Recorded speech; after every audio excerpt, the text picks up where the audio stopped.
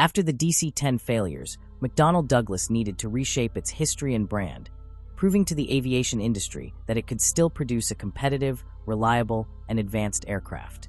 The DC-10 had suffered from early safety concerns, including cargo door failures and structural weaknesses that led to several high-profile accidents.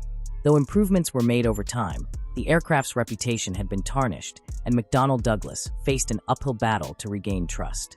The DC-10 had originally been designed for long-haul routes, a market where twin-engine aircraft of the time simply could not compete. In the late 1960s, airlines needed aircraft that could cross oceans and continents without refueling, and two engines were not sufficient to meet those demands. Boeing had already captured the spotlight with the 747, a four-engine jumbo jet that changed air travel by offering unprecedented capacity and range. McDonnell Douglas, however, had a different strategy. Rather than competing directly with the 747, it sought to create a more efficient alternative. The company's trick was to develop a three-engine aircraft, a design that would provide the necessary power for long-haul flights while avoiding the higher fuel consumption and maintenance costs associated with four-engine jets. The DC-10 was the first realization of this concept, offering airlines a wide-body aircraft with intercontinental range and a lower operating cost than the 747. Even though the DC-10 had its setbacks, McDonnell Douglas remained committed to the trijet configuration, believing that it could refine the design and create a superior successor. The MD-11 was born, a stretched, modernized version of the DC-10 that incorporated advanced avionics, improved aerodynamics, and a more fuel-efficient design. McDonnell Douglas positioned the MD-11 as the next evolution of the trijet, promising airlines a long-range aircraft that could compete with emerging twin-engine jets while maintaining the advantages of three-engine reliability. If the DC-10 had struggled to establish itself, the MD-11 was meant to redeem McDonnell Douglas and solidify its place in the wide-body market. Wherever the MD-11 was introduced, it carried the weight of McDonnell Douglas' legacy, proving that the company could adapt and innovate. Though the aviation industry was shifting toward twin-engine efficiency, the MD-11 stood as a testament to the company's determination to refine the trijet concept and offer airlines a compelling alternative to the dominant Boeing 747.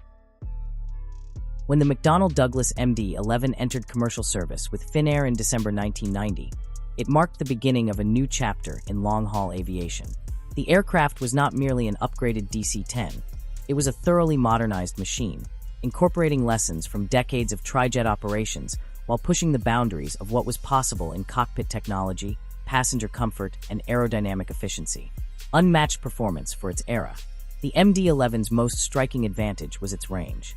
Capable of flying up to 7,240 nautical miles, 13,400 kilometers.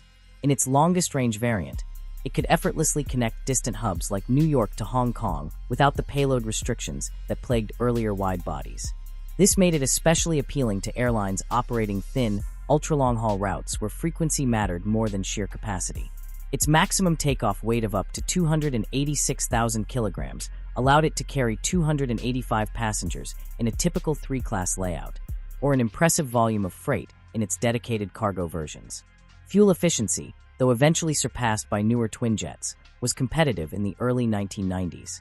The aircraft's redesigned wing, featuring winglets years before they became standard, improved lift and reduced drag, while its three engines delivered ample thrust without the excessive fuel burn of older trijets. The mid-1990s brought a seismic shift in commercial aviation that would ultimately seal the fate of the MD-11 as a passenger aircraft. Just as the trijet had established itself as a capable long-haul workhorse, two disruptive forces emerged that would redefine the industry's economics: the rise of efficient twin-engine wide-bodies and the corporate merger that would end McDonnell Douglas's independence. When Boeing introduced the 777 in 1995, it represented more than just another aircraft. It heralded a new paradigm in long-range operations. The 777's twin-engine configuration, combined with groundbreaking ETOPS, extended-range twin-engine operational performance standards, certification allowing 180-minute overwater flights, delivered 30% better fuel efficiency than the MD-11. Airlines now had an option that could match the MD-11's range while offering significantly lower operating costs. Airbus compounded this challenge with its A330, another twin-engine model that, while shorter range than the MD-11, proved immensely popular on busy transatlantic and inter-Asian routes. The writing was on the wall. The the era of three-engine passenger jets was ending. Even loyal MD-11 operators like Delta began transitioning to the 777, lured by its superior economics and passenger appeal. The 1997 merger between Boeing and McDonnell Douglas marked a pivotal moment in aviation history. As Boeing absorbed its longtime rival, the MD-11 found itself in direct competition with Boeing's own product line. Corporate strategy quickly became clear.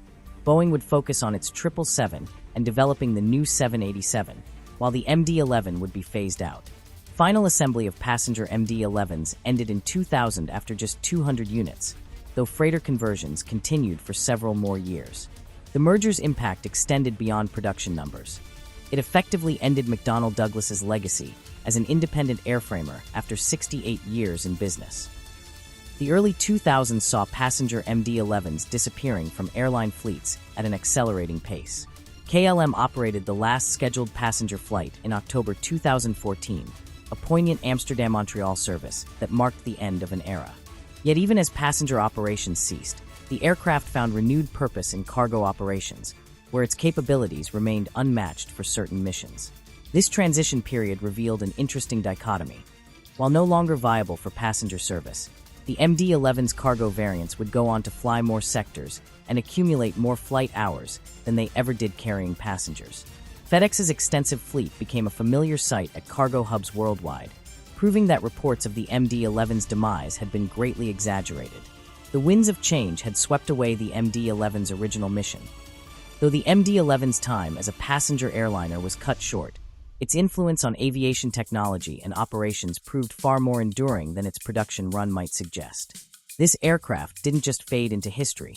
It actively shaped the future of air transport in ways that continue to resonate today. The MD-11's glass cockpit represented a quantum leap in avionics when it debuted, introducing features that would become standard in later aircraft.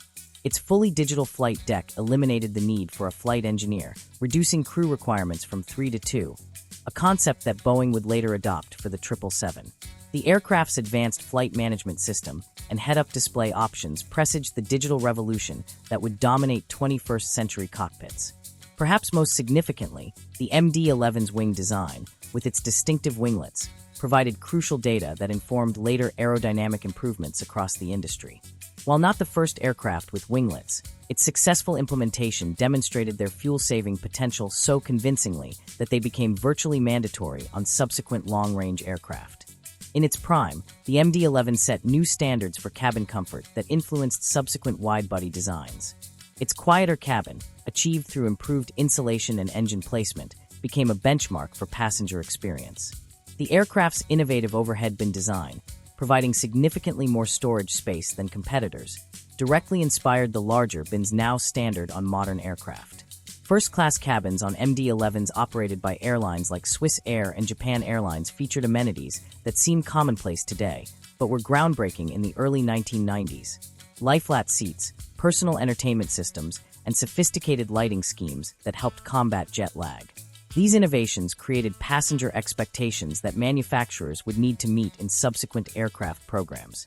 The MD-11's second act as a cargo aircraft proved so successful that it fundamentally changed industry perceptions about aircraft life cycles. Where previously passenger jets were typically scrapped after their first service life, the MD-11 demonstrated how effective conversions could be, establishing a model that would later be applied to 747s, 767s, and other types.